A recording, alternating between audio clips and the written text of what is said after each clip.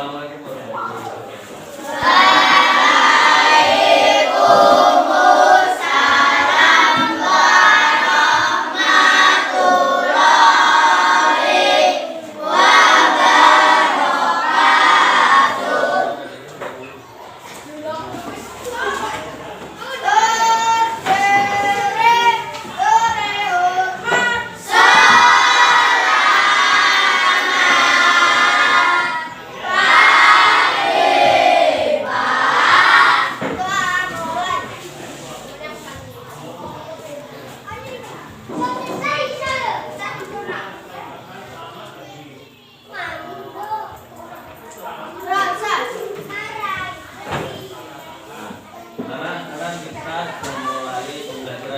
Kemarin waktu digunakan atau minggu digunakan untuk apa? Latihan pesta siaga.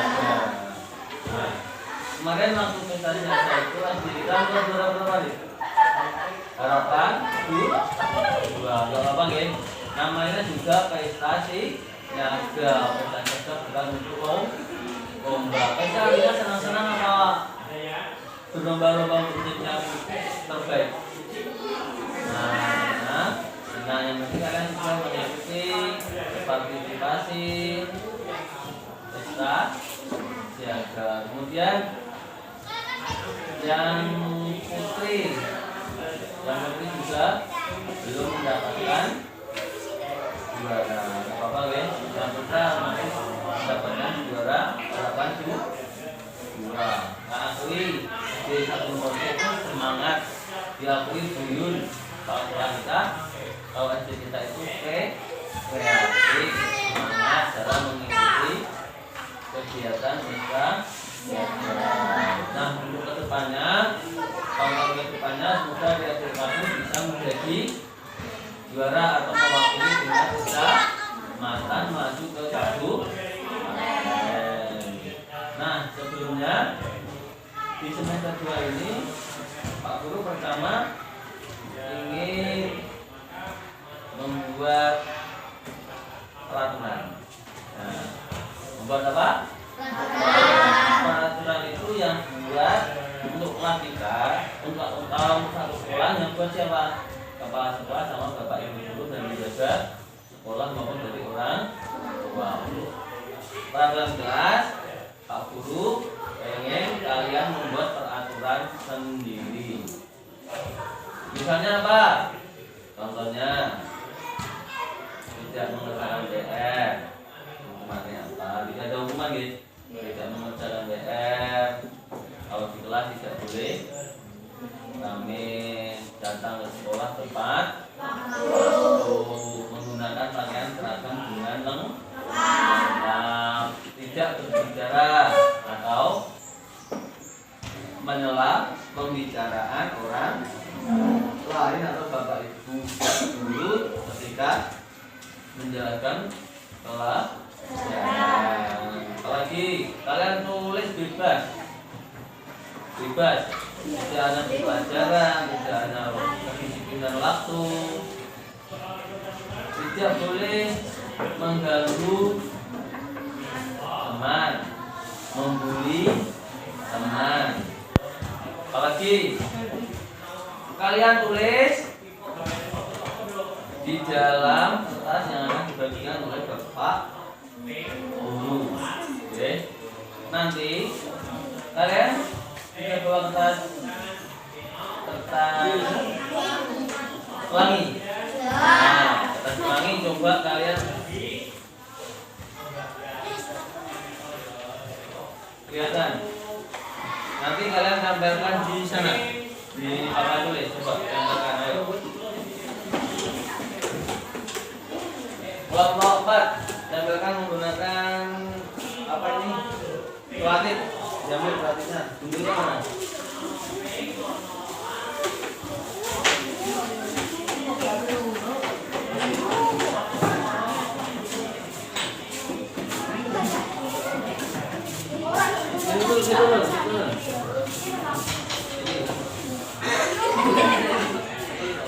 Ulangi aja. Kelompok 4.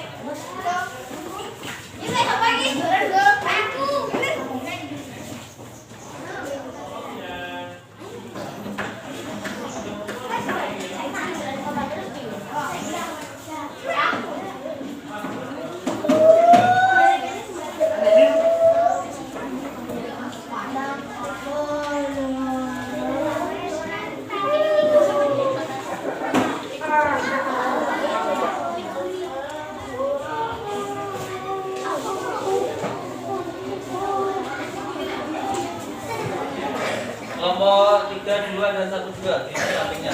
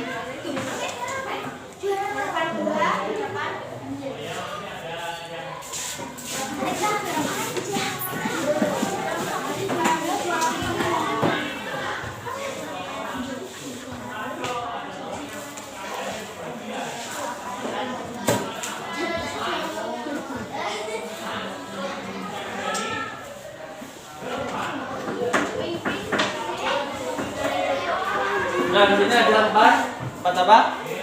4 kertas.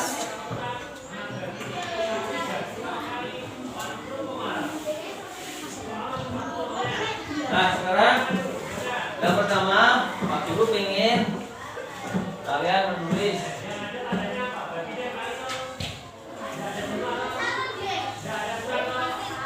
kelebihan Pak Guru ketika mengajar. Ditulis menggunakan ballpoint ya, satu anak, satu nanti kalau bisa ditambahkan di sebelah paling ujung paling kanan. Ya, kelompok 1 ambil 6.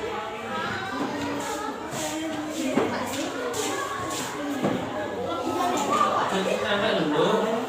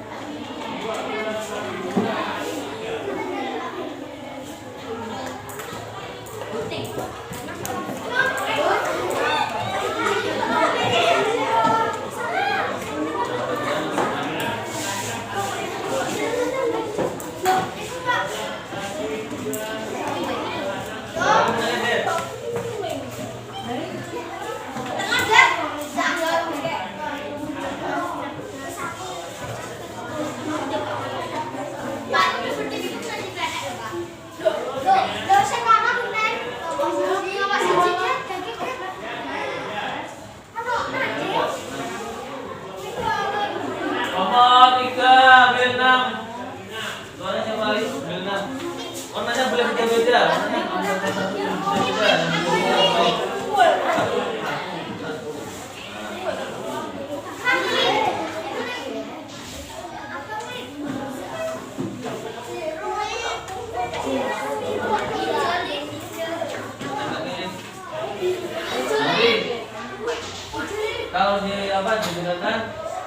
nempel.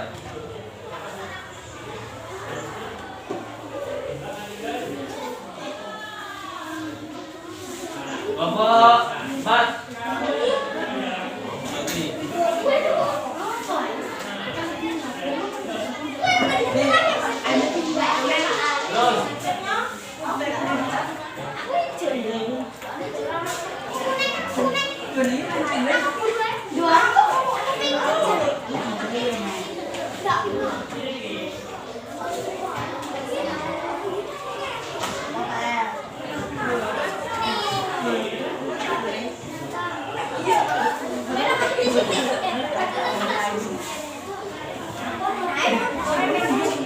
Kalian tulis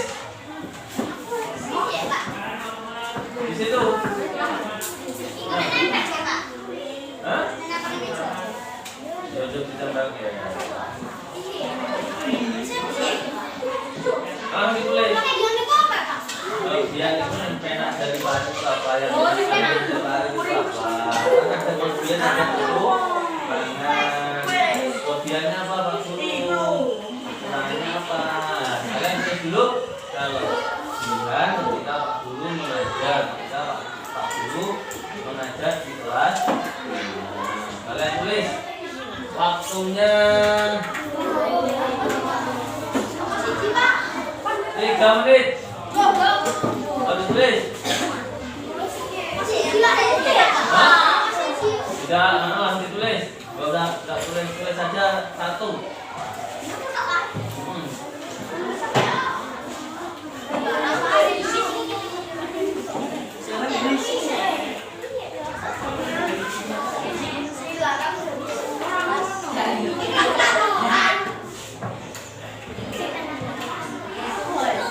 Misalnya kelebihannya Pak Guru apa? Selalu mengajar tepat. Pak Guru tidak marah-marah. Pak Guru. Nah, kalian tadi kelebihannya Pak Guru apa?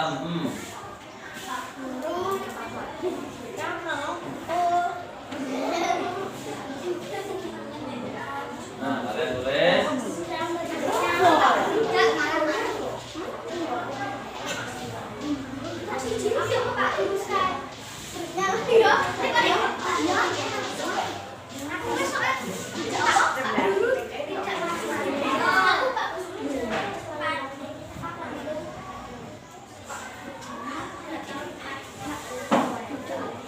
Pak Guru tidak pernah memberi PR banyak.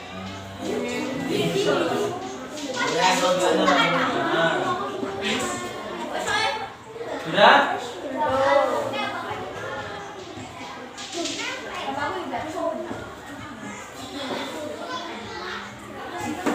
Kalian tulis di kertas yang sudah dibagi Pak Guru.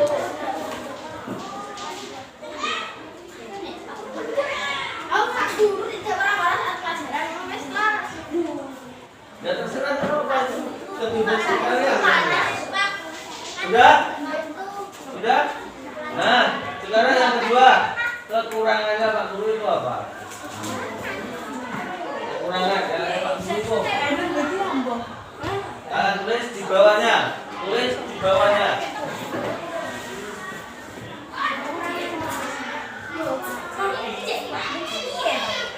Kekurangannya itu apa?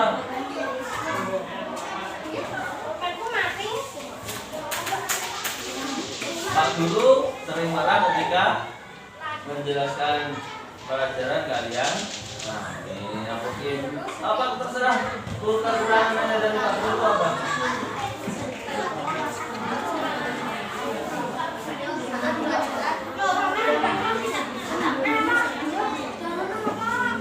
Yang aja. Jadi kekurangannya Pak Guru itu apa?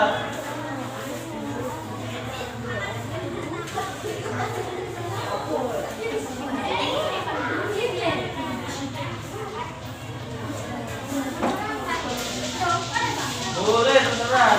Tidak ada salah, tidak ada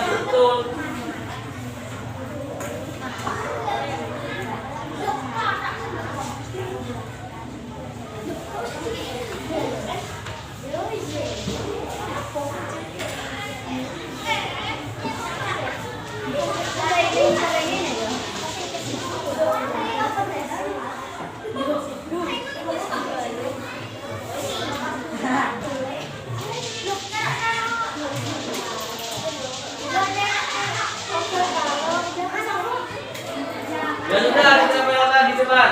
Sebelah tangan kanan. Tangan.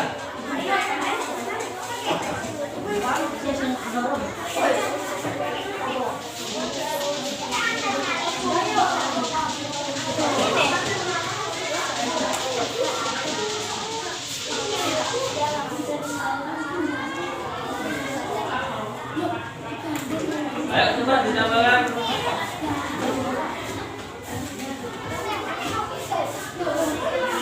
Tambahkan di sini. Ayo.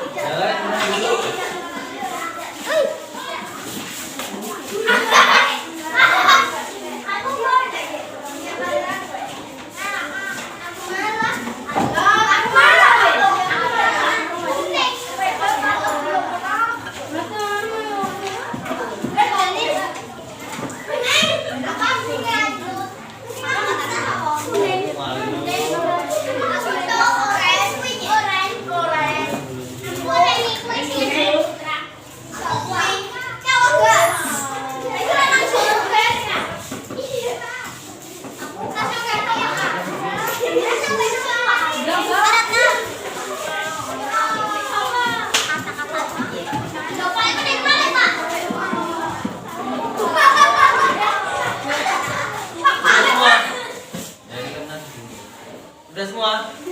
Yang belum siapa? Yang belum? Diana, cepat. Tulis Diana. Udah. Inilah kelebihan dan kekurangan Pak Guru. Coba. Nah, yang pertama, Pak Guru sering marah-marah saat pelajaran. Iya apa tidak? Iya. Pak Guru sering marah-marah. Nah, nanti semester 2 Pak Guru akan marah. Asal konsekuensinya kalian kalau diajar Pak Guru jangan kalian mendengarkan dengan baik. Oke? Ya, nih. Nah, kemudian ada lagi. Nah, Pak Guru sering marah ketika tidak mengerjakan. Marah-marah atau tidak Pak Guru? Marah-marah apa? Marah-marah apa ngandani? Ngandani. Nah, besok kalau di semester 2 ini kalian yang tidak apa harus lebih disiplin lagi. Nah, kalau diberi PR, diberi tugas, ya dikerjakan tepat waktu. Jangan ada alasan tidak mengerjakan PR. Nah, kemudian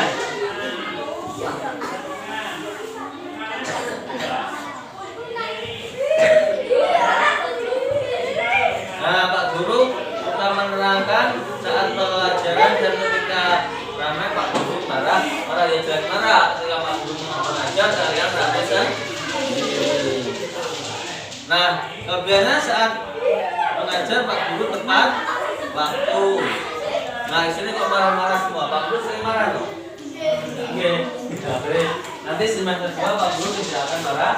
Belajar setelah kita menjadi kelas yang tenang. Asal konsekuensinya kalian apa? Patuh dan taat pada peraturan. Kalau kita sudah pelajaran tidak usah sampai dengan teman satu. Nah, sekarang yang kedua itu kelebihan dan kekurangan Pak. Kemudian harapan kalian ketika diajar Pak Guru itu apa? Harapannya apa? Satu, kelompok satu. Nah, pengenmu itu iya kalau Pak Guru.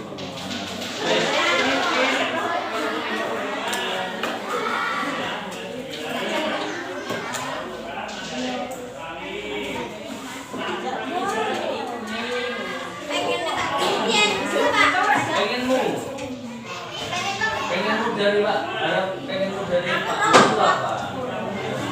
Ini ambil 6. Alif ambil 6.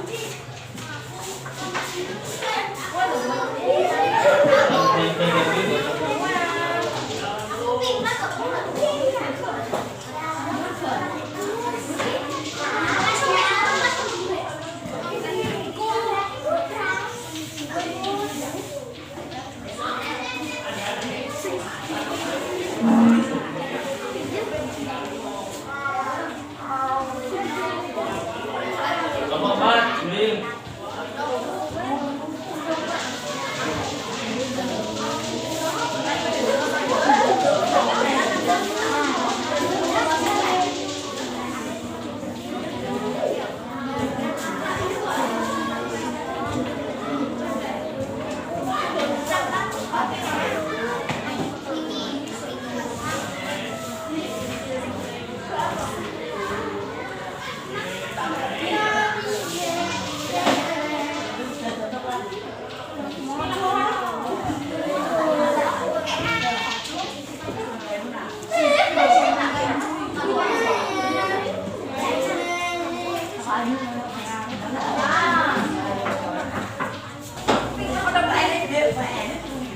Ya, kalian tulis harapan ketika ada maksud itu harapanmu apa?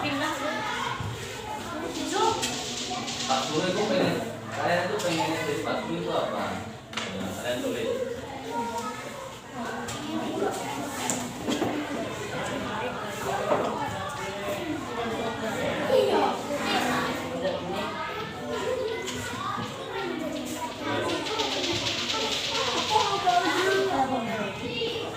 Nah, kalau sudah menulis, tempelkan di kotak yang kedua.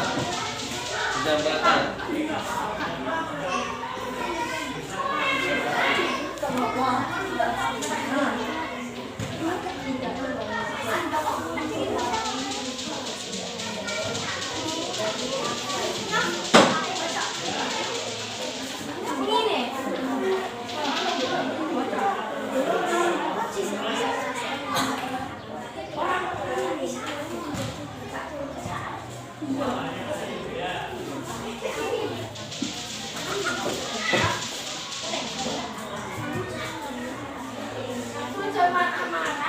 Nah, kalau sudah, kalian tempelkan di sebelah kirinya. Sudah ditempelkan. Urut apa tidak? Nah, tempelkan di sini. Tempelkan dulu. Tempelkan di sini. Bawah sana.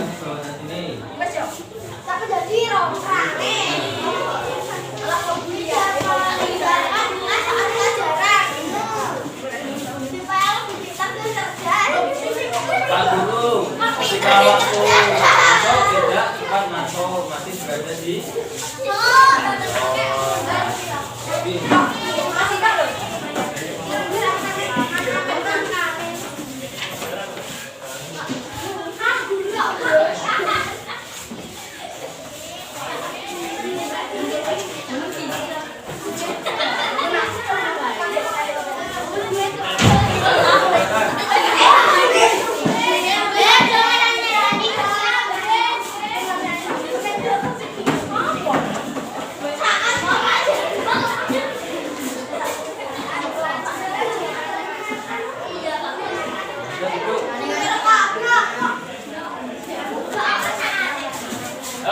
bersama-sama.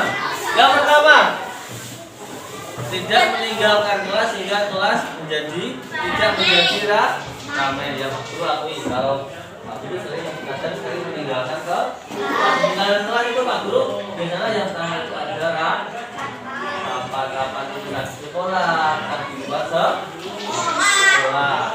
Biasanya kalau hari Sabtu Pak Guru ada kegiatan tadi atau kelompok kerja guru. Mau tidak mau Pak Guru harus mengerjakan sekolah. Anak bisa apa? Bisa mengerjakan tuh.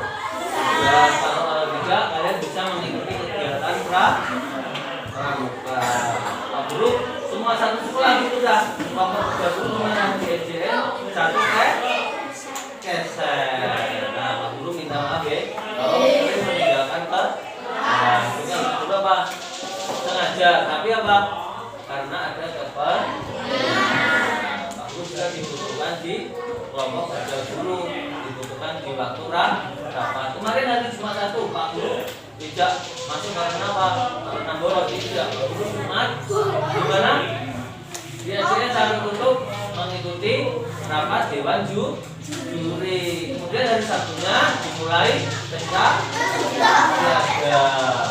Pak Guru kemarin jadi juri apa tidak? Jadi juri apa?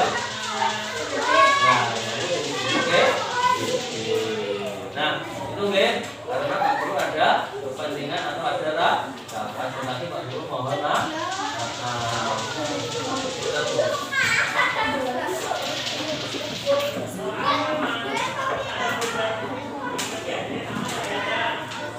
Nah, ini juga sama, tidak meninggalkan kelas saat telah tenang ini Pak Guru, berarti perhatikan Pak Guru ingin menjadi pintar dan meraih cita-cita.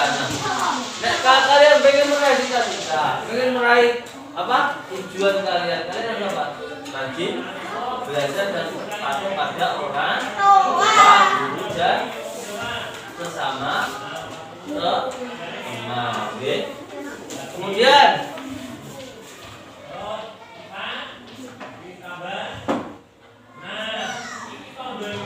ini sama Pak Guru tidak pernah mengajar marah pengennya kalian Pak Guru bisa marah gitu. Pak Guru sama ini juga ingin menambah ilmu dan ingin menjadi orang sukses. Pak Guru doakan kalian semua menjadi orang yang sukses. Kalau siapa tidak jadi orang sukses, tidak jadi orang penting, kalian yang pertama harus tahu adab dan sopan, tetap apa menjaga rendah hati. Ketemu Pak Guru menjadi orang sukses, ketemu Pak Guru menjalan, Pak Guru Mbak Blayer, Mbak Blayer, ibu-ibu orang itu tidak juga gitu. Nah, Pak Guru dulu lewat jadi kali saku. Ada anak murid lulusan SD sini, ajar di apa? Di SMP 3. Motor belakang, guys. Di berat, di bangunan, terkena celananya Pak Guru sama bulas. Itu namanya tidak punya sopan kan? Ketemu Pak Guru apa guru ya? Paling tidak senyumnya apa seperti itu ya. Kemudian nah ini juga Pak Guru jangan marah-marah ketika mengajar di setiap pelajaran. Ya, baik Pak Guru besok yang kedua kita pembelajaran dengan senang. Kemudian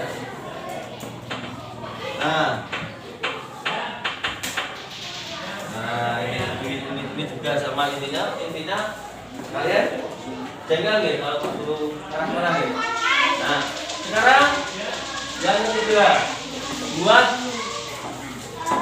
peraturan satu berbeda boleh, tidak ada patokan ini benar ini salah. Misalnya jangan PR semua, nanti jangan tidak terlambat semua. Kalian cari yang menurut itu merupakan peraturan sekolah yang penting untuk kelas 5, keyakinan untuk kelas 5 sendiri. Nomor 1, 2.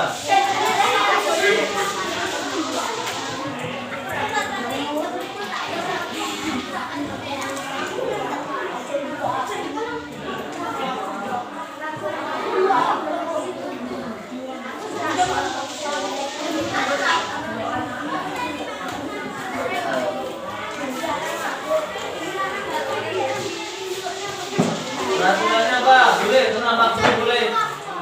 Pak Guru kalau mengajar atau memberikan pembelajaran jangan marah-marah ini. Kalian terus, nah begitu. Terus nomor 3.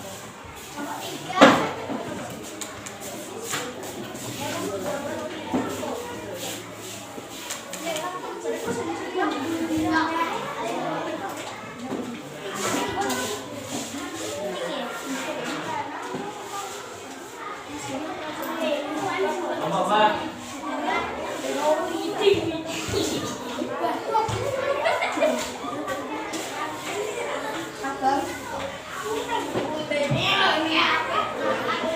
Ini ambil loh satu-satu.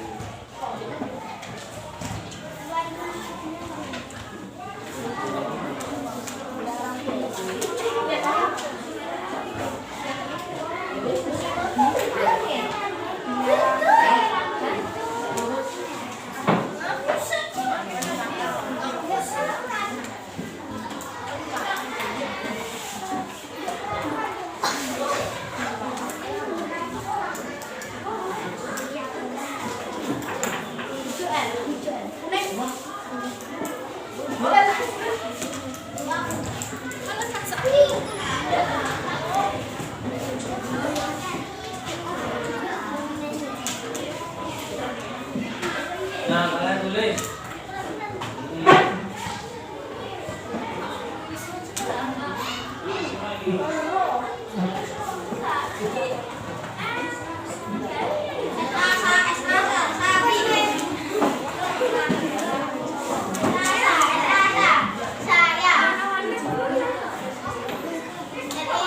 Kalian tulis. Setelah itu, setelah selesai kalian tambahkan di sebelah.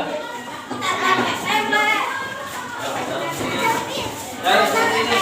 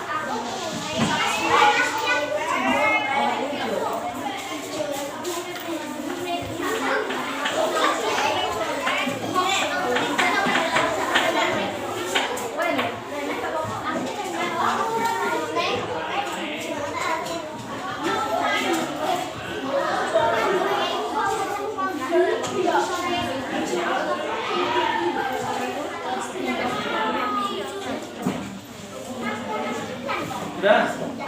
Nah, sekarang kita dibaca Pak Guru. Yang pertama, tidak mengejek nama orang tua atau orang tua siswa atau murid. Nah, dikurangi jangan sampai kalian apa? Mengejek atau membuli nama orang tua atau ibu dari temanmu. Tidak boleh. Sakit apa tidak kalau diejek? Nah, makanya jangan mengejek. Kita lihat biasanya itu siapa? LG sama Vito sama Vega. Nah itu. Kemudian terus yang saya lihat itu Vega, LG sama siapa? gitu. Mesti nangisnya perkara ini karo wong bisa apa tidak? Peraturan ini boleh masuk apa tidak? Boleh kan? Yang pertama apa? Tidak mengejek atau membuli orang tua dari teman kalian. Yang kedua, tidak mencoret dinding dan meja. Nah, kita lihat mejamu. Coba kita lihat apa tidak? Mejamu dilihat.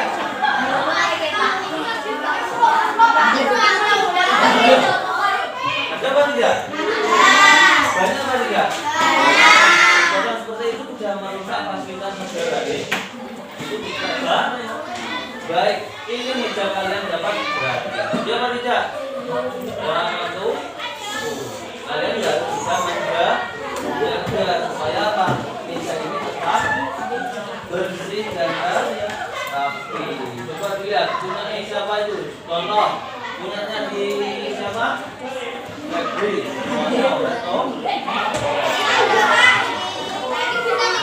Ini siapa? Ayo.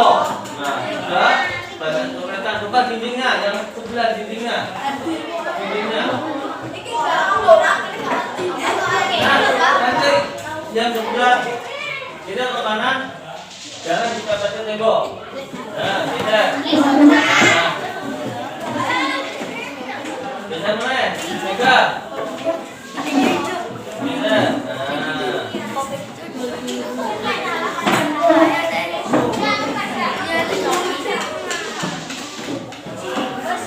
Sudah?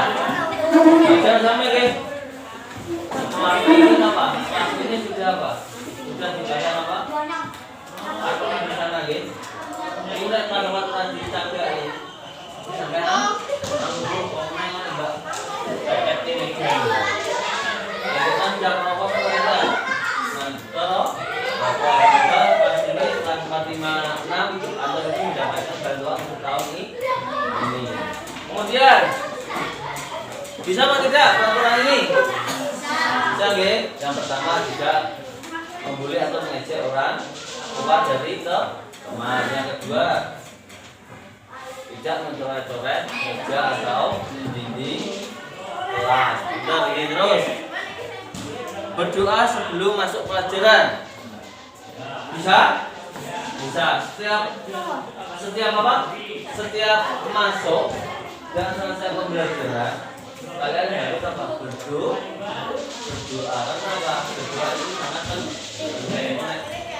Kalian berdoa nanti menerima pembelajaran juga dari berdoa untuk itu berpenting untuk masa depan mencapai kita bisa. Kemudian ada lagi datang ke sekolah tepat waktu. Siapa yang sering gambar? Hah? Tidak ada? Nah, Kadima selalu datang tepat waktu. Tidak boleh rambut gondrong. Rambutnya gondrong apa? Rambutmu gondrong apa tidak? Ini dilihat dari apa?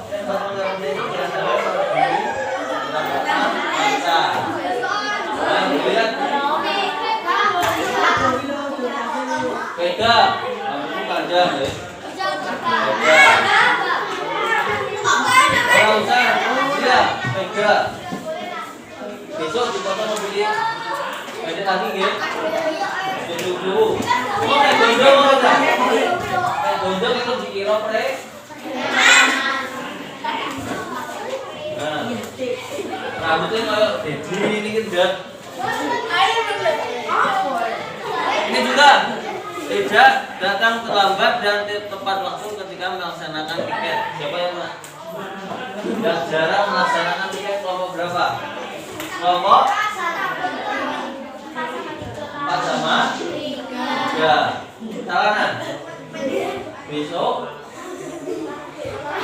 mulai kelompok 3 dan 4 untuk melaksanakan tiket.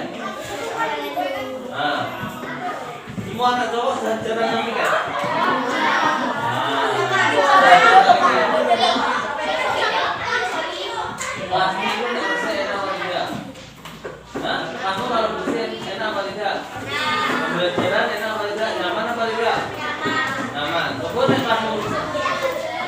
apa?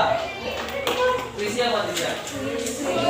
Bisa apa tidak peraturan nomor 4 ini? Bisa, Wis? Melaksanakan piket dengan tanggung jawab. Pada kelompok 4 kita cari kelompok 4 ya, semuanya apa?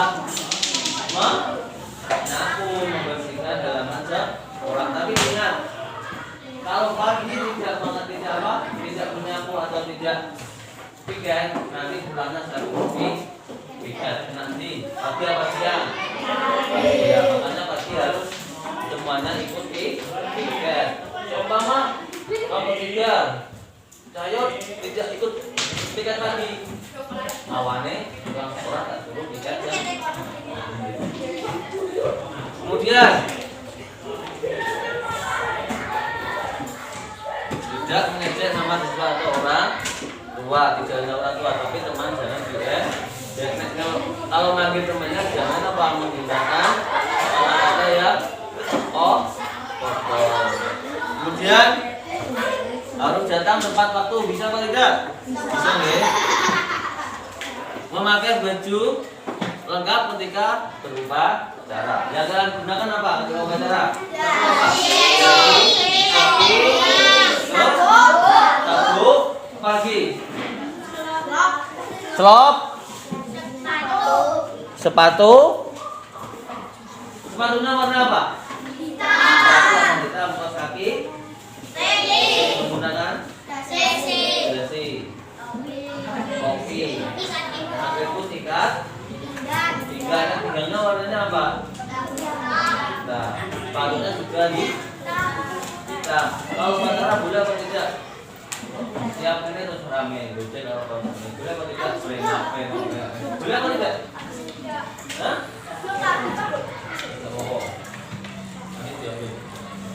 Boleh apa tidak?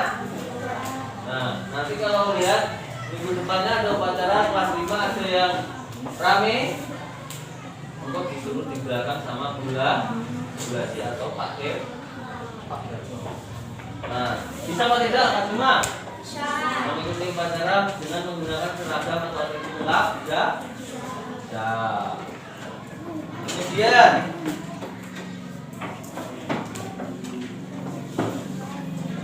harus melaksanakan piket kelas, betul. Tidak boleh membuli teman. Sama mendengarkan Pak Guru ketika menjelaskan pembelajaran. Mendengarkan Pak Guru ketika menjelaskan pembelajaran bisa. Aduh, mungkin juga karo Pak Guru cek ganggu kon anane. Juga kok mentak untuk kirain bisa lain. Boleh apa tidak?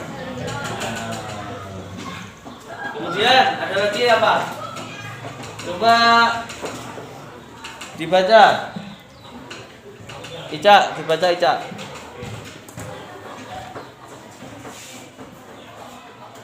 Mengenalkan sekolah tepat waktu, mengerjakan PR dari sekolah. Mengerjakan dan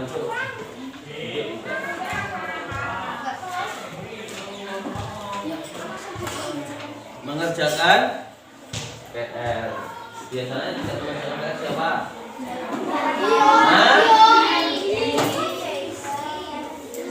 Jadi, nah, di semester 2 harus lebih baik lagi, nggih. Kemudian nah, mengerjakan PR tepat waktu. Kalau punya PR tidak lupa untuk mengerjakan. Di saat pelajaran tidak boleh rame. Itu peraturan sekolah. Yang pertama tadi apa? Yang pertama masih ingat tidak boleh mengejek atau membuli teman, apalagi mengejek orang. Yang kedua apa? Tidak boleh mencoret-coret dinding atau yang ketiga datang ke sekolah cepat menggunakan. Yang keempat menggunakan seragam atribut dengan lengkap. Tinggalnya upacara lu. Senin, Selasa menggunakan apa? Merah putih. Rabu, Kamis Batik. cuma satu. Pramuka. Pramuka itu harus kita menggunakan jas.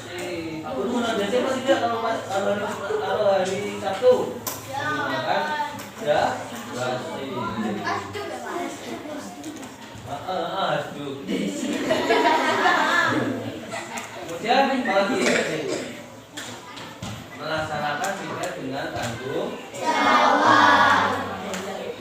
Itu ya. Peraturannya ingat-ingat mengajarkan PR ya. Juga penting. RRP. Dan mengajarkan PR. Sekarang yang keempat. Ini liburan ya.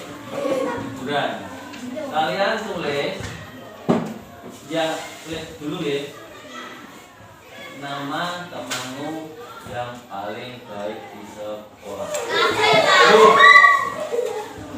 Mulai jawabnya lah satu, kamu satu. Baik semua. Nah, yang paling baik yang cewek nunjuk cowok dan cowok nunjuk cewek. Dia harus adil. Yang cewek nunjuk cowok yang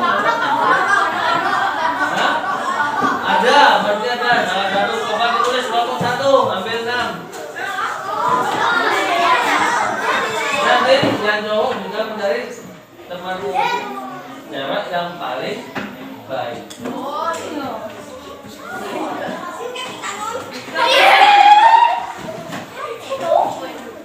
Kita ambil 6. Dia 5. Renata belum masuk, Renata. Belum.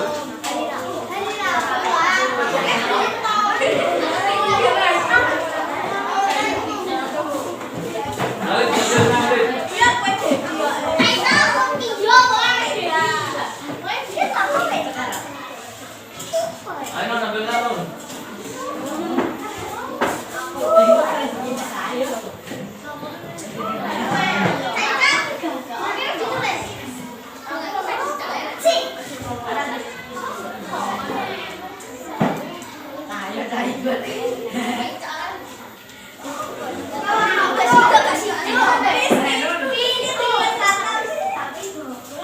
Loh, menurutku sendiri loh. Ojo jangan terpengaruh dengan teman. Yang laki-laki menunjuk perempuan, yang perempuan menunjuk laki.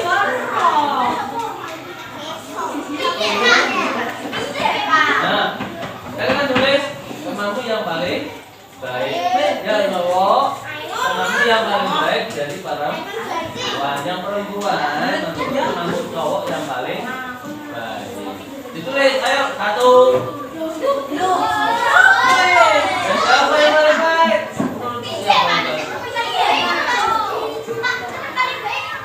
Ya. Langsung ditulis namanya, langsung ditulis namanya.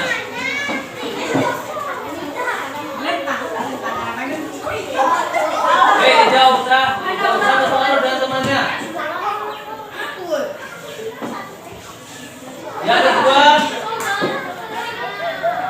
Yang kedua, temanmu yang ditutupi, temanmu yang digunakan dulu. Bawahnya ditulis itu. Yang kedua, temanmu yang paling menjengkelkan, paling yang mengganggu. Yang juga yang perempuan menunjuk cowok dan cowok menunjuk baik. Berarti yang atas yang baik, yang bawah yang kurang baik. Ya. Kalau laki-laki perempuan semua, kalau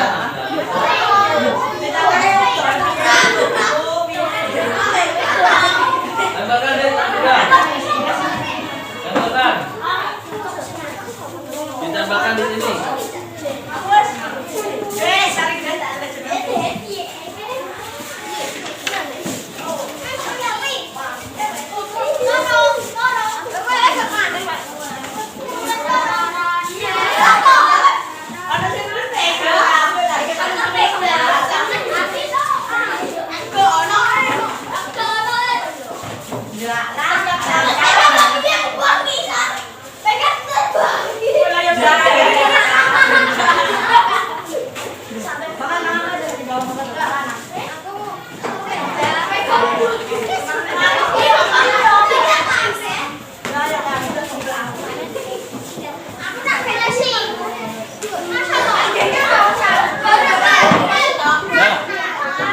yang ini untuk apa gitu? Untuk hiburan aja gitu.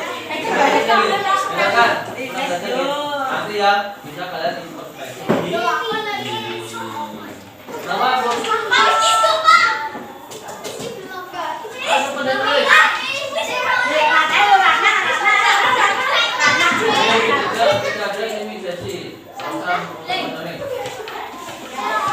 Ayo miskin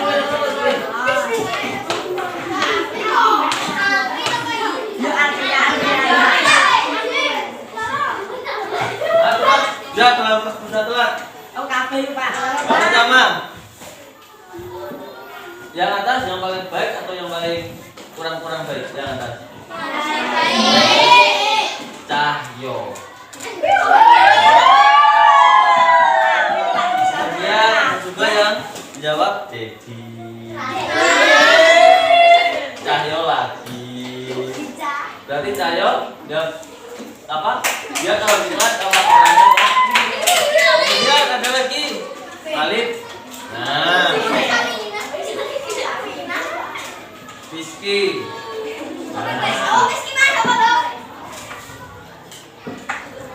Kemudian Ines. Berarti yang apa? Yang menulis cowok. Oh, Ines. Kemudian ada lagi Ratna. Hana. Ita. Ica. Juga. Nah. Siwa, Putra, Cahyo. Oh, Cahyo ini Terkenal banyak yang dia terlalu baik. Alif, Alfi, kemudian Putra. Nah, artinya apa? Temanmu ada yang baik dan ada yang kurang baik. Dan orang baiknya apa? Kalian menulis baiknya kenapa? Tidak suka apa? Anda mengajar orangnya tidak apa? Tidak sok. Kemudian ini yang bawah. Yang bawah apa? Hah? Yang bawah yang kurang baik. Vega.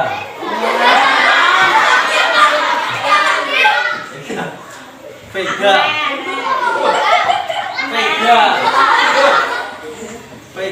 lagi.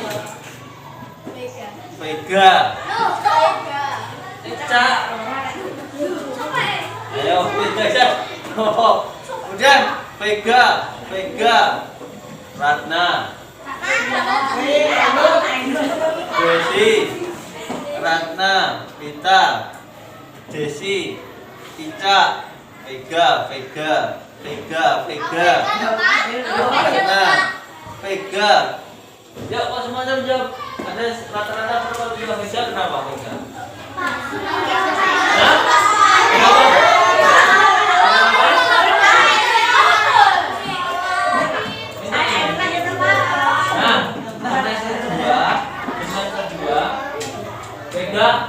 Vega. Masa dua jubah perilakunya loh guys. Masa dua harus lebih baik lah. Tapi orang utah nih. Andanya apalagi orang. Vega didengarkan, ya. Ini semua temanmu jawab kamu loh Vega. Berarti kamu pasti kamu kurang baik. Dua harus diubah.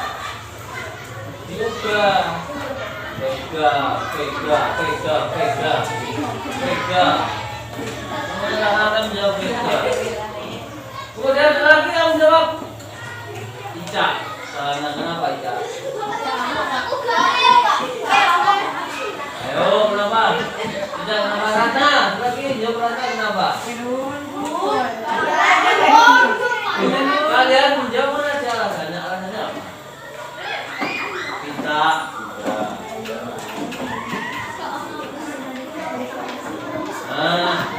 ya, sekarang intinya kelas 2 harus apa? Kelas 5. Pak Guru biasa di kelas 2 jadi itu ngomong kelas 2. Kelas 5 sekarang intinya apa? Video pun tidak ada yang saling mengejek. Quran harus apa? Ini saling menghargai, saling menghormati. Bisa nggih? Nah, itu peraturan untuk keyakinan kelas. Sekarang kita masuk ke kelas. Buka, buka.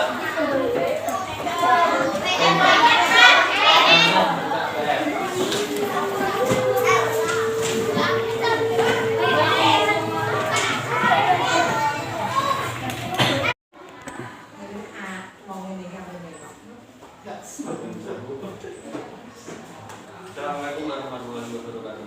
Waalaikumsalam warahmatullahi wabarakatuh. Yang saya hormati Guru SDN 1 Purworejo. Pada kesempatan kali ini saya akan menyeminarkan kegiatan diseminasi mengenai budaya positif di SDN 1 Purworejo. Pembelajaran ini saya dapatkan ketika saya mendapatkan PDP selama 2 bulan untuk modul 1. Nah, ilmu yang saya dapatkan ini saya seminarkan, saya bagikan kepada Bapak Ibu guru. Membagikan pemahaman dan pengalaman dalam menerapkan budaya positif kepada rekan-rekan di SDN 1 Purworejo. Semoga nanti yang saya bagikan ini dapat bermanfaat dan dapat diterapkan di kelasnya masing-masing. Nah, sebelum kita menginjak ke budaya positif, kita mengenal dulu tentang filosofi Desa Dewantoro mengenai pendidikan dan pengajaran. Pendidikan dan pengajaran itu tidak dapat dipisahkan. Menurut Desa Dewantoro, pengajaran adalah bagian dari pendidikan. Pengajaran merupakan proses pendidikan dalam memberikan ilmu atau berfaedah untuk kecakapan hidup anak secara lahir dan batin. Sedangkan pendidikan memberi tuntunan hidup sesuai kekuatan kodrat yang dimiliki anak agar ia mampu mencapai keselamatan, kebahagiaan yang setinggi-tingginya, baik sebagai seorang manusia maupun sebagai anggota masyarakat. Kiai Hajar Dewantoro memiliki keyakinan bahwa untuk menciptakan manusia yang Indonesia yang beradab, maka pendidikan menjadi salah satu kunci utama untuk mencapainya. Nah, Bapak Ibu, kita sebagai pendidik itu hanya bisa menuntun, karena pada dasarnya itu anak memiliki bakat dan minat itu sejak lahir. Jadi kalau anak lahir tidak mempunyai bakat itu tidak mungkin. Nah, kita sebagai guru hanya memupuk, merawat supaya bisa mengembangkan bakat-bakat yang dia miliki. Kita tidak boleh memaksa, seumpama matematika, anak harus bisa matematika, harus bisa menghitung. Itu tidak. Tetapi anak harus dikembangkan sesuai bakat dan minatnya. Diibaratkan itu kita seperti merawat tanaman. Kalau kita merawat tanaman, perawatan tanaman yang satu dengan tanaman yang lain itu berbeda. Artinya seperti ini, kalau kita memupuk padi, kita memerlukan pupuk 1/4 kilogram. Kita gunakan di jagung mungkin 1/8 kilogram. Nah, proses itulah kita memerlukan apa? Memerlukan metode dan cara sendiri untuk mengembangkan bakat yang dimiliki oleh siswa. Kemudian Desa Dewantoro itu juga memberikan keselamatan, kebahagiaan, karena anak itu pada intinya adalah mereka masih senang bermain. Kemudian menciptakan sesuai dengan kodrat alam dan kodrat zaman. Kodrat alam itu besok kalau anak-anak kita sudah lulus, sudah menjadi pemuda, bisa bergaul dengan masyarakat yang baik, menjadi anggota masyarakat yang baik dengan budaya dan lingkungan juga kita. Kemudian kalau sesuai dengan kodrat zaman, itu anak-anak harus menyesuaikan dengan ilmu pengetahuan dan teknologi sesuai dengan abad 21. Paling tidak itu anak diperkenalkan dengan teknologi. Karena semakin ke depan itu semua menggunakan teknologi. Nah, itu adalah pemikiran dari Desa Dewantoro. Intinya kita hanya menuntun. Tidak boleh memaksa anak harus bisa ini, anak harus bisa ini, itu tidak. Menuntun, contohnya menuntun itu seperti ini. Bisa misalnya anak-anak besok itu pengen jadi polisi, pengen jadi tentara, jadi polisi yang kita menuntun mengarahkan supaya menjadi polisi yang jujur, polisi yang bertanggung jawab, tidak korupsi. Kita hanya mengarahkan seperti itu, Bu. Kalau cita-cita itu terserah dia, tapi kita hanya mengarahkan agar anak itu menjadi lebih baik. Kemudian ini mengenai filosofi dasar Dewan Toro. Kemudian kita mengenal yang budaya positif. Budaya positif adalah merupakan perwujudan nilai-nilai kebajikan yang berpihak pada murid, memberikan pemahaman akan disiplin positif. Bagi murid sangat diperlukan karena sebagai pamong kita berkewajiban menuntun dan memfasilitasi sesuai kebutuhan dan program murid dalam mencapai nilai kebajikan yang sudah disepakati, yaitu profil belajar Pancasila. Profil belajar Pancasila itu apa? Beriman dan bertakwa, bergotong royong. Nah itu semua itu harus ditanamkan di anak melalui budaya positif. Jadi kita sudah melaksanakan. Kita setiap pagi melaksanakan apa? Asmaul Husna, berdoa sebelum dan sudah memulai pelajaran setiap hari. Maulid Nabi ya Pak. Maulid Nabi kita mengadakan maulid dan pengajian. Nah itu adalah contoh budaya positif yang ada di sekolah kita. Nah itu perlu dikembangkan atau dirawat. Semoga budaya-budaya itu tidak punah. Kemudian, budaya positif itu yang pertama ada perubahan paradigma belajar, disiplin positif, motivasi perilaku manusia, kebutuhan dasar, posisi kontrol restitusi, keyakinan kuat, dan segitiga restitusi. Ini adalah urutan-urutan untuk menciptakan budaya positif. Nah ini ada pertanyaan, hukuman dapat mendisiplinkan anak? Bisa atau tidak hukuman? Tidak. Nah karena apa? Hukuman itu tidak bisa mendisiplinkan anak. Karena anak pada dasarnya dia tidak akan disiplin karena apa? Dia takut karena hukuman. Jadi mereka itu sadarnya bukan sadar karena diri sendiri, karena sadar dia takut karena akan dihukum. Nah itu. Jadi nama pemerintah itu harus dihukum gitu. Wajib jadi diseneni. Karena itu apa? Kalau hukuman fisik, hukuman itu bisa melekat sampai dia lulus, sampai dia dewasa. Kasihan anak. Nah, takut menjadi trauma. Kemudian pemberian hukuman dengan hal positif seperti membaca atau membersihkan dalam sekolah dapat meningkatkan disiplin anak. Setuju atau tidak? Pemberian hukuman dengan hal positif. Nah, ini masuknya ke dalam konsekuensi, Bu. Bukan seperti hukuman. Kalau hukuman itu secara fisik atau secara mental, tapi kalau dengan membaca atau membersihkan dalam sekolah dapat meningkatkan disiplin anak, itu konsekuensinya seperti ini. Nek kowe ra ngarep PR, kok tak tau nulis peng 10. Itu namanya konsekuensi. Hukuman, walaupun hukumannya bersifat ringan. Berarti nomor 1 saya setuju, hukuman dapat mendisiplinkan anak. Tapi hukumannya tidak secara fisik. Nomor 1, Bu. Iya, kan hanya sampai ke situ. Hukuman dapat mendisiplinkan anak. Ya itu kan aturan, tapi sekarang itu tidak dianjurkan untuk memberikan hukuman secara fisik. Ya, makanya itu nggak ada hukuman fisik, Pak Arif. Hukuman itu masuknya ke fisik, Bu. Nah ini pemberian hukuman dengan hal positif berarti ini juga konsekuensi, Bu, itu, Bu. Konsekuensinya seperti ini, kan ada PR, ada iya, tahu, saya tahu. Tapi untuk nomor 1 itu kalimatnya seharusnya dijelaskan hukuman fisik. Hukuman itu nanti di slide berikutnya, Bu, belum tapi ini hanya pertanyaan setuju atau tidak setuju saja. Saya setuju, satu berarti. Kemudian yang ketiga, memberikan penghargaan dapat meningkatkan motivasi belajar anak. Bisa atau tidak? Bisa. Nah, kan komisi 1 tak kayak gitu. Tapi dia itu, Bu, sebenarnya dia kalau dia diberi penghargaan, diberi pujian itu dia intinya itu dia itu niatannya bukan untuk belajar, Bu, tapi ini mendapatkan hadiah.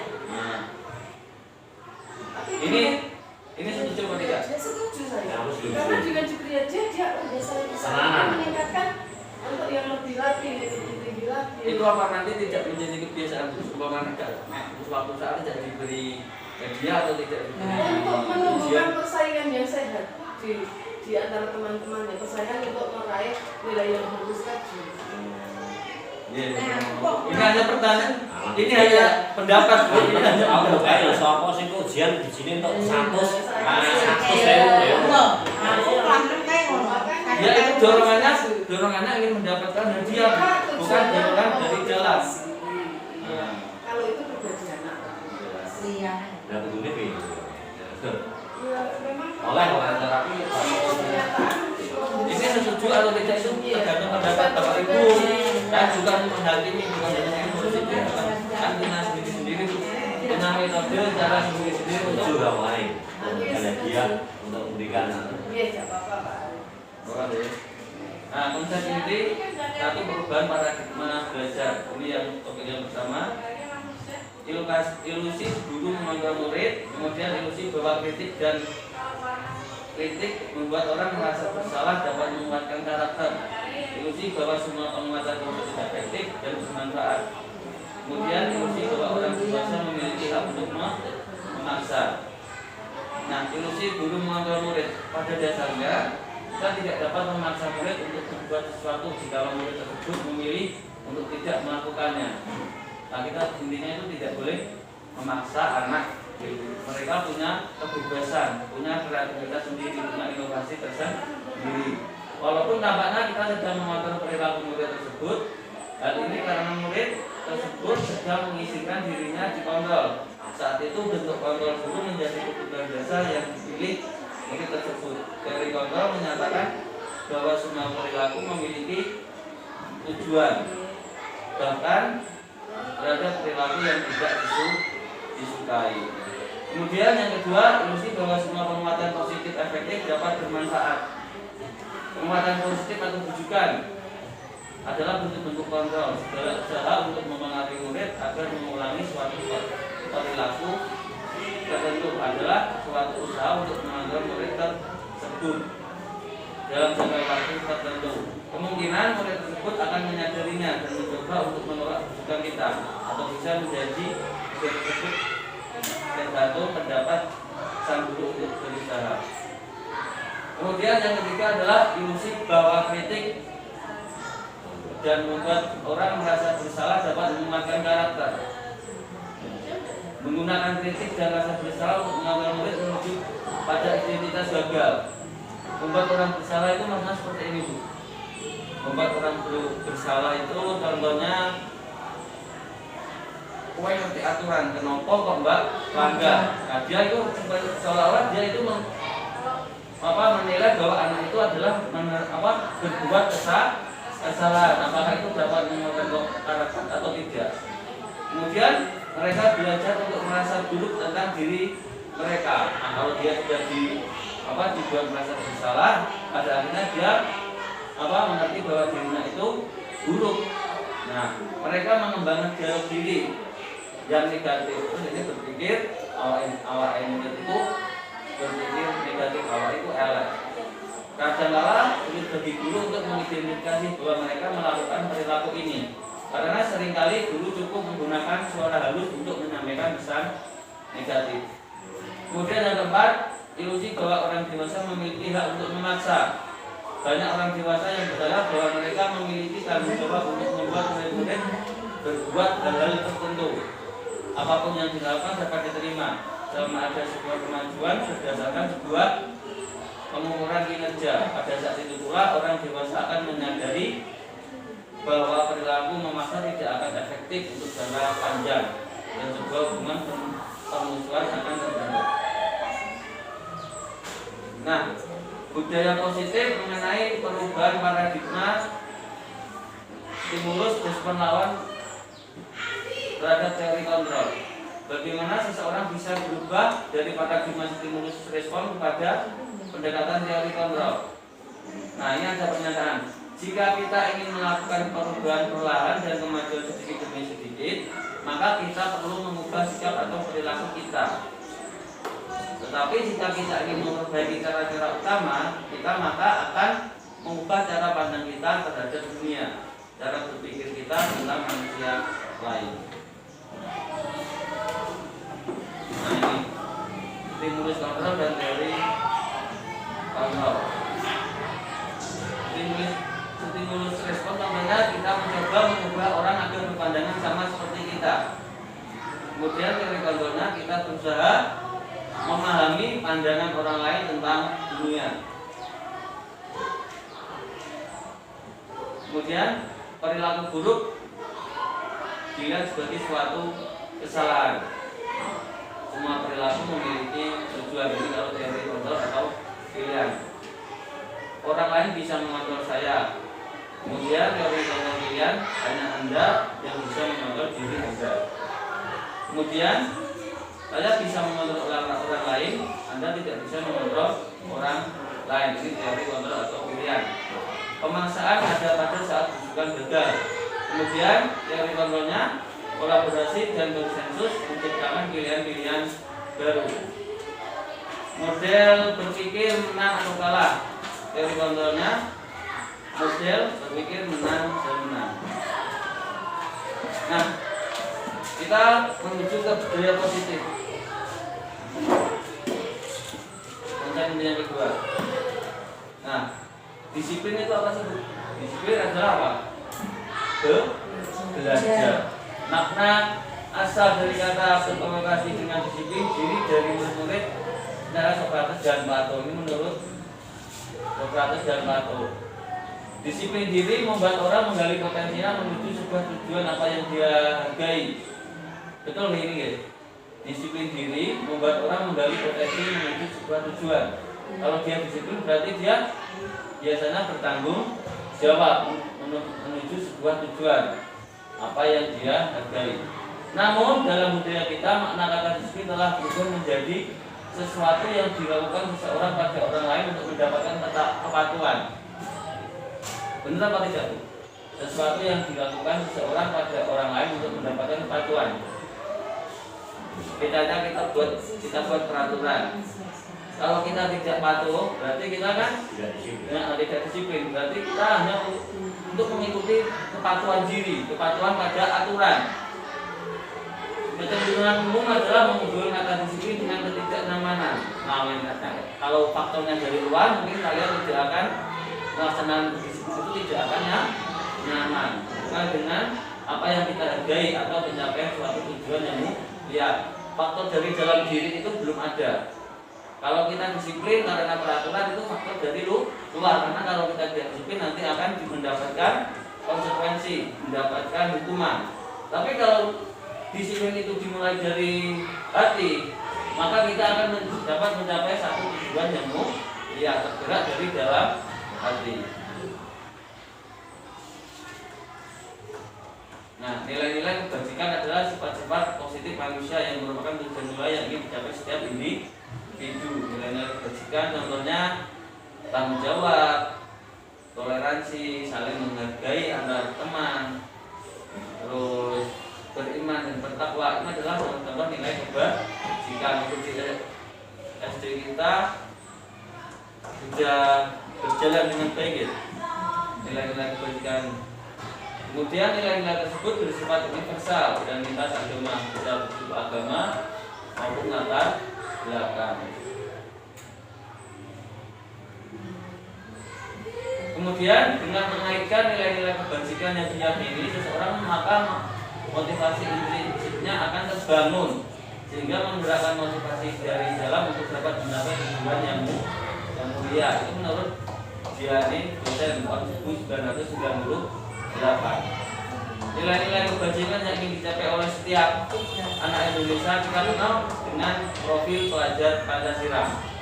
Nah, nilai-nilai kebajikan itu pada setiap anak itu kita kenal dengan profil pelajar Pancasila. Profil pelajar Pancasila itu bagaimana? Yang pertama itu adalah beriman, bertawakal pada Tuhan Yang Maha Esa. Itu yang pertama. Yang kedua itu beriman, bertakwa. Kita pupuk murid kita untuk menjadi beriman dan bertakwa. Sesuk nek wis lulus itu ketemu gurune iki saya nyopo, orang malah ngesemi, orang malah sombong. Nah, itu keinginan dari profil pelajar Pancasila. Beriman, bertakwa kepada Tuhan Yang Maha Esa dan berakhlak mulia, sopan santun. Nah, kalau saya gitu Pak, kalau saya itu mengajarkan anak itu yang pertama mengenai tentang adat dan sopan santun terlebih dahulu. Untuk masalah dia bisa apa? Mengerti tentang pelajaran itu nomor 2, yang penting dia tahu dulu sikap dan perilaku sopan terhadap teman, terhadap guru, terhadap kepala sekolah, terhadap orang lain. Yang pertama itu saya ajarkan beriman dan bertakwa terlebih dahulu dan berakhlak mulia. Kemudian mandiri. Mandiri itu dapat mengerjakan sesuatu itu dengan sendiri, tidak bergantung kepada orang lain. Benar kritis. Kemudian berkebinekaan global, bergotong royong dan kreatif. Ini di rotok tiap pagi ya. Beriman dan bertakwa Maha Esa, pada Tuhan Yang Maha Esa, berapa mulia, mandiri, benar kritis, berkebinekaan, bergotong royong dan kreatif. Nah, ini adalah profil pelajar Pancasila. Pelajar Pancasila beriman dan bertakwa pada Tuhan Yang Maha Esa dan berakhlak mulia, berkebinekaan global, bergotong royong, mandiri, kreatif dan bernalar kritis. Yang budaya positif untuk konsep inti yang ketiga yaitu motivasi perilaku manusia. Ini ada teori motivasi perilaku manusia untuk menghindari ketidaknyamanan atau hukuman apa yang akan terjadi apabila saya tidak melakukannya. Nah, biasanya anak-anak itu menghindari hukuman supaya dia itu disiplin. Aku kok di seneni bapak guru, aku tak garap PR. Itu adalah motivasi eksternal untuk mendapatkan imbalan dari orang lain atau institusi apa yang saya dapatkan apabila saya melakukannya. Contoh aku ikut pelatihan bentuk sertifikat. Nah, itu termasuk motivasi eksternal. Nah, motivasi dari luar. Untuk menghargai diri sendiri, saya akan menjadi orang yang seperti apa?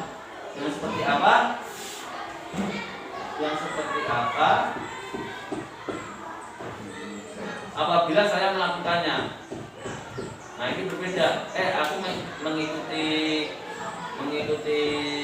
kegiatan di sekolah supaya saya menjadi guru yang bertanggung jawab, bukan mendapatkan seperti imbalan atau mendapatkan menghindari ketidaknyamanan. Nah, ini adalah tujuan disiplin yang positif itu timbul dari dalam diri, bukan karena motivasi eksternal. Kalau motivasi eksternal itu dia menghindari ketidaknyamanan atau hukuman dari seseorang yang melakukannya atau mendapatkan imbalan, itu termasuk motivasi eksternal. Nah, ini perbedaan hukuman dan konsekuensi. Hukuman itu adalah sesuatu yang menyakitkan yang harus terjadi. Kalau konsekuensi sesuatu harus terjadi. Kemudian hukuman itu membuat anak sakit fisik maupun hati untuk jangka waktu yang lama. Kalau konsekuensi membuat anak merasa tidak nyaman dalam jangka waktu yang pendek.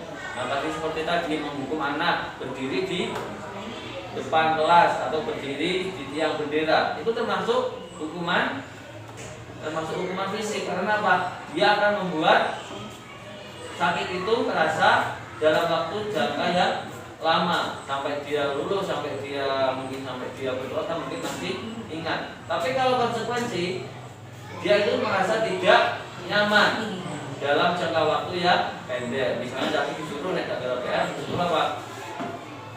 Nulis peng 10 atau nulis peng 100. Nah, itu namanya konsekuensi. Kalau hukuman itu cenderung membuat anak membenci kedisiplinan. Karena apa? Dia terpaksa melakukan disiplin. Melakukan disiplin nanti akan dihukum. Kalau konsekuensi, anak akan lebih menghargai disiplin. Kemudian hukuman itu bersifat paksaan. Stimulus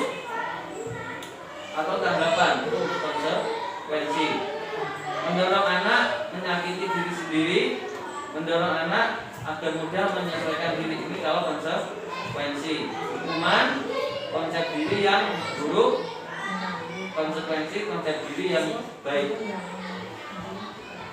Kemudian hukuman itu anak belajar untuk menyembunyikan kesalahan. Konsekuensi anak belajar untuk mematuhi peraturan. Hukuman itu membuat marah, rasa bersalah, dipermalukan, merasa tidak dihargai kalau hukuman. Kalau konsekuensi itu kehilangan hak, dibuat tidak nyaman, diasingkan untuk sementara. Nah, nanti kalau seumpama ada murid, ada anak yang melakukan kesalahan, tolong untuk diberikan konsekuensi gitu. Ojo dikei hukuman saja. Konsekuensi saja. Dia bisa menghargai apa itu sebuah kedisiplinan. Nah ini tindakan guru mencatat 100 kali di dalam buku kalimat saya tidak akan terlambat lagi karena terlambat ke sekolah. Ini termasuk hukuman atau konsekuensi? Termasuk konsekuensi. Lari mengelilingi lapangan basket selama 2 kali karena terlambat dari sekolah, ini termasuk hukuman karena ini sudah termasuk melibatkan fisik. Murid diminta untuk push up 15 kali karena tidak menggunakan masker. Termasuk hukuman. Menggantikan kertas hukum teman yang telah dicoret-coret, ini konsekuensi. Nah ini.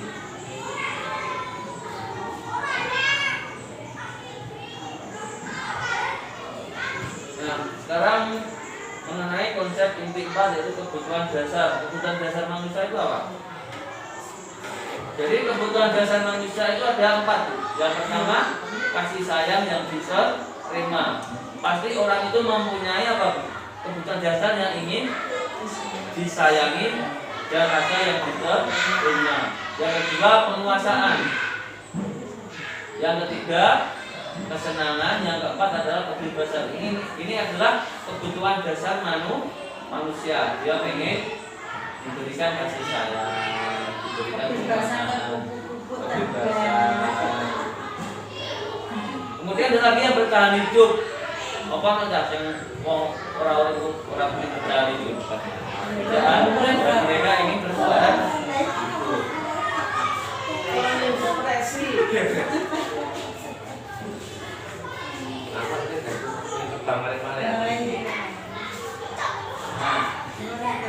Kebutuhan untuk bertahan hidup merupakan kebutuhan yang bersifat fisiologis untuk bertahan hidup.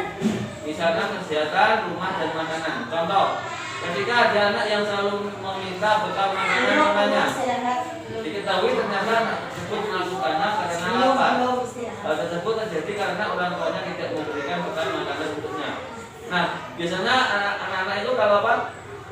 Kalau ada temannya yang jajan, dia sering apa? Minta. Itu artinya apa? Dia memenuhi kebutuhan dasarnya untuk apa? Bertahan hidup. Karena apa? Setelah tidak diberi kamu.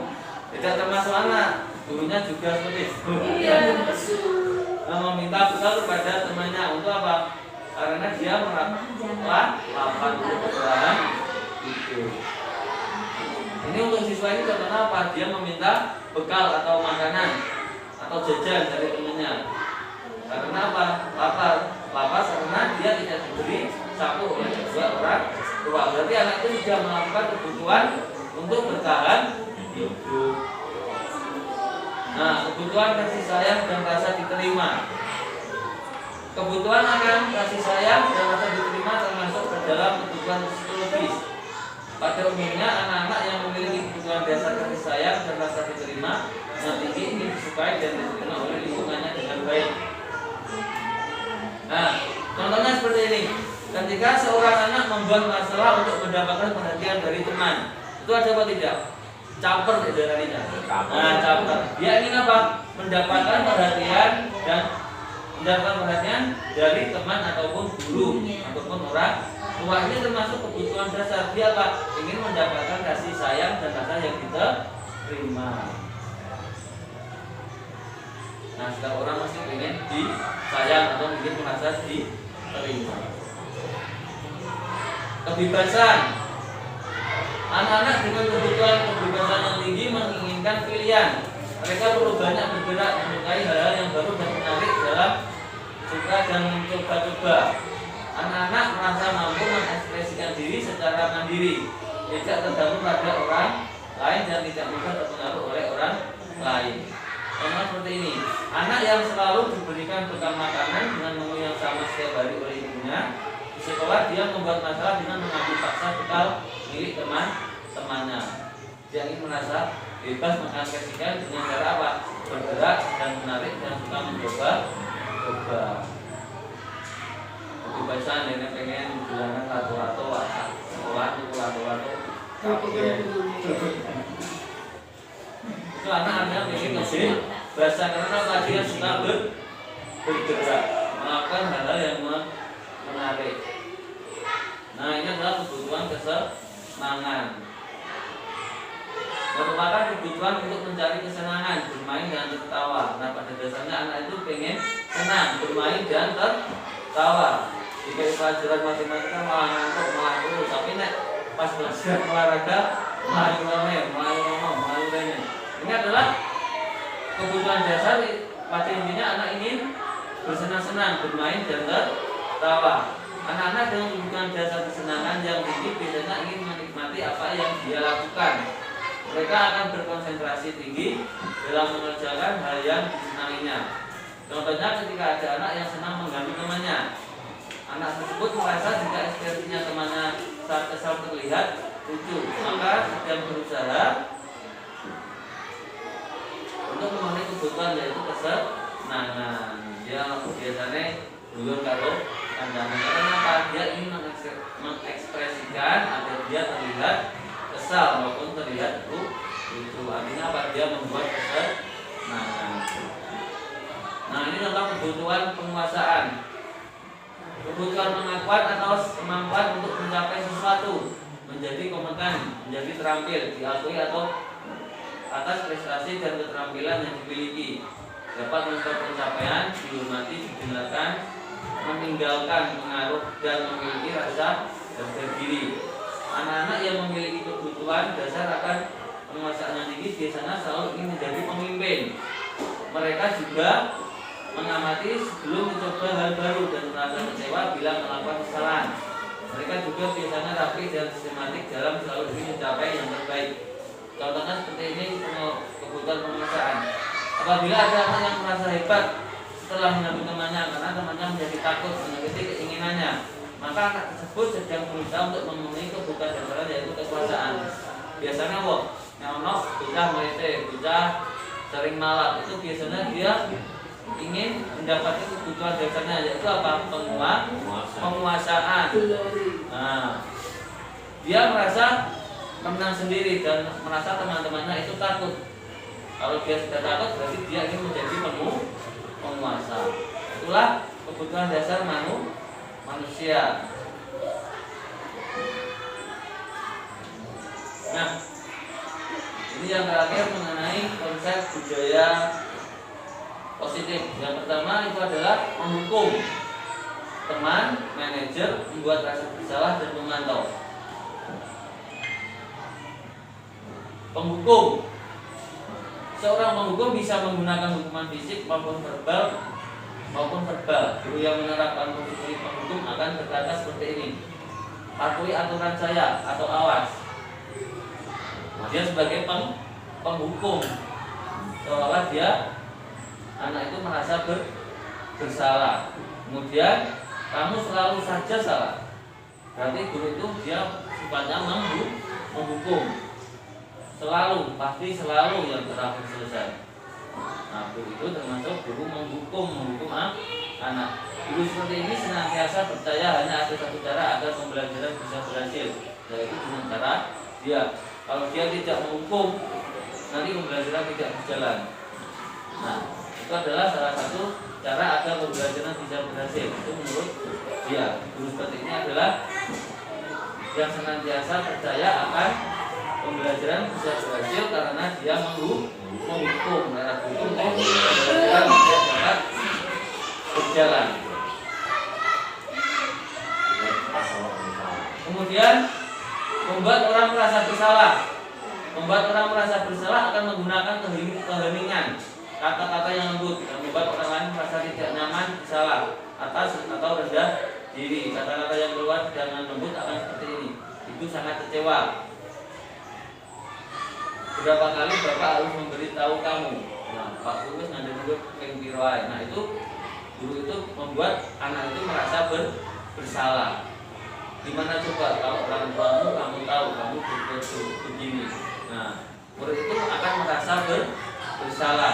Nek ngelakuin kok orang tuamu tak panggil ke sekolah. Nah guru itu membuat orang atau siswa itu merasa bersalah. Di posisi ini murid akan memiliki penilaian diri yang buruk tentang diri mereka. Dan istiqomah ngomong muridnya merasa awak itu buruk atau jelek. Murid merasa tidak berharga dan telah mengecewakan orang-orang yang disayang. Itu adalah membuat orang merasa bersalah. Kemudian yang ketiga adalah guru pada posisi ini adalah sebagai teman. Guru pada posisi ini tidak akan menyakiti murid, akan tetapi berupaya memanggil murid melalui persuasi atau mengajak. Posisi teman pada guru bisa bersifat negatif ataupun positif. Positif di sini berhubungan dengan yang baik terjalin antara guru dan murid. Guru yang menerapkan posisi konflik ini akan berkata, ayo bantuan demi bapak ya. Ayo ingat tidak bantuan bapak selama ini. Kemudian ya sudah, kali ini tidak apa-apa, nanti ibu bantu bereskan. Itu artinya apa? Guru itu sebagai teman. Hal negatif dari posisi teman adalah bila suatu saat guru tersebut tidak membantu, maka murid akan merasa dikecewakan dan tidak mau lagi berusaha. Hal lain yang mungkin timbul adalah murid hanya bertindak untuk guru tertentu dan tidak untuk guru lainnya. Murid tergantung pada guru tersebut.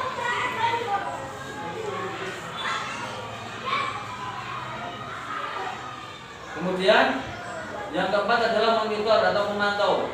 Memonitor artinya adalah mengawasi. Pada saat kita mengawasi, kita bertanggung jawab atas perilaku orang-orang yang kita awasi. Kondisi pemantau berdasarkan peraturan dan konsekuensinya. Biasanya seorang pemantau itu akan memberikan pertanyaan seperti ini. Peraturannya apa? Apa yang telah kamu lakukan? Sanksi atau konsekuensinya apa? Nah itu adalah sebagai monitor atau pemantau. Kemudian manajer adalah posisi mentor di mana guru berbuat sesuatu bersama dengan murid, mempersiapkan murid, mempertanggungjawabkan perilakunya, mendukung murid agar dapat menemukan solusi atau permasalahan sendiri. Seorang manajer akan berkata, apa yang kita yakini? Apakah kamu meyakininya? Jika kamu meyakininya, apakah kamu bersedia memperbaikinya? Nah, jika kamu memperbaiki ini, hal ini menunjukkan apa tentang dirimu? Apa rencana kamu untuk memperbaiki hal ini? Tugas seorang manajer bukan untuk mengatur perilaku seseorang. Kita memiliki untuk dapat mengatur dirinya.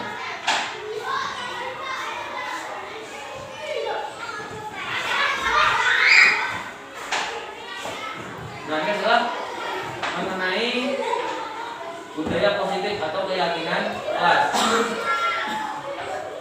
Nah, mengapa kita tidak melakukan peraturan saja? Mengapa kita harus membuat keyakinan kelas?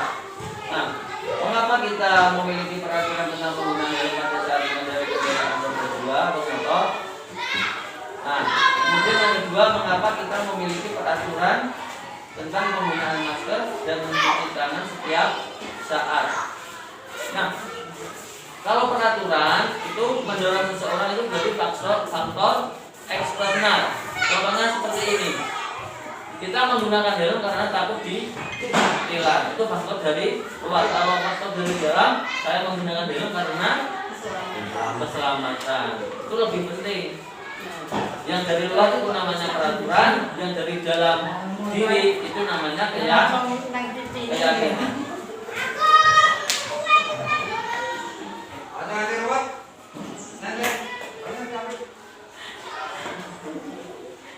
Nah, nilai-nilai keselamatan atau kesehatan inilah yang kita sebut sebagai suatu keyakinan. yaitu nilai-nilai kebajikan universal yang disepakati secara tersurat lepas dari latar belakang. Nilai-nilai kebajikan menekankan pada keyakinan seseorang akan lebih memotivasi seseorang dari dalam. Nah, tadi kalau kita melihat orang menggunakan helm, kalau dia mengikuti peraturan, berarti dia lebih mementingkan apa? Mementingkan faktor dari luar, bukan dari dalam diri sendiri. Kalau dia dari dalam sendiri, dia akan menyelamatkan diri sendiri untuk keselamatan atau untuk kesehatan. Demikian pula untuk murid. Nah, ini adalah bentuk pembentukan keyakinan kelas, dimulai dari mempersilakan murid berguna pendapat, mencatat semua masukan di papan tulis, menyusun keyakinan kelas sesuai prosedur, kemudian meninjau kembali daftar surat, meyakinkan sekolah atau kelas telah dibuat, dan kelima adalah keyakinan kelas harus disepakati pada dinding kelas.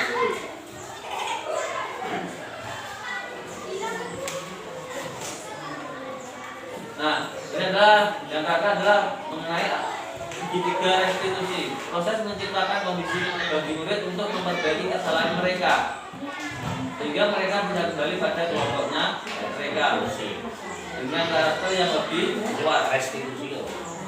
Restitusi merupakan proses kolaborasi yang mengajarkan murid untuk mencari solusi untuk masalah mereka dan membantu murid berpikir tentang orang seperti apa yang mereka inginkan dan bagaimana mereka harus memperlakukan orang lain. Nah, ini segitiga restitusi. Yang pertama itu menebus kesalahan, namun murid belajar dari kesalahan, memperbaiki hubungan, tawaran bukan paksaan. Restitusi itu menuntun melihat ke dalam diri, mencari kebutuhan dasar. Restitusi berfokus pada karakter bukan tindakan. Restitusi fokus pada solusi, mengembalikan murid berbuat salah pada kelompoknya.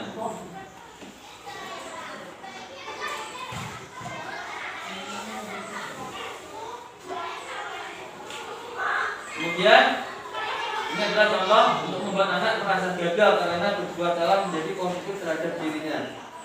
Ini adalah menstabilkan identitas. Guru berkata, berbuat salah itu adalah hal yang manusiawi. Tidak ada manusia yang sempurna. Bapak Ibu juga pernah berbuat kesalahan. Kita pasti bisa menyelesaikan permasalahan ini.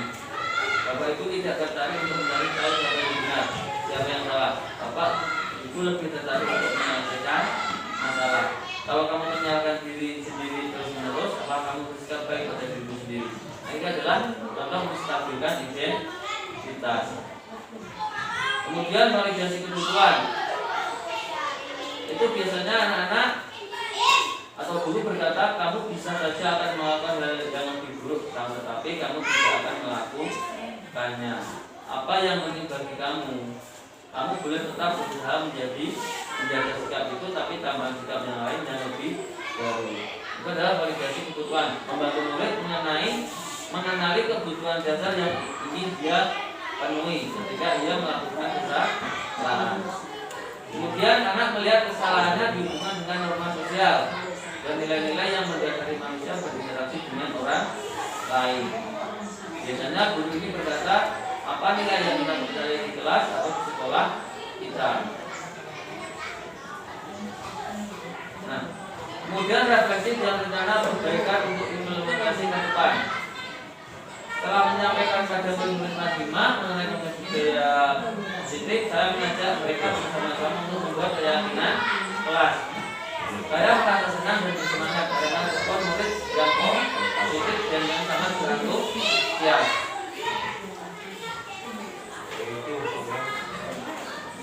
Nah, terima kasih. Demikian seminar yang sudah saya berikan, semoga bermanfaat. Assalamualaikum warahmatullahi wabarakatuh.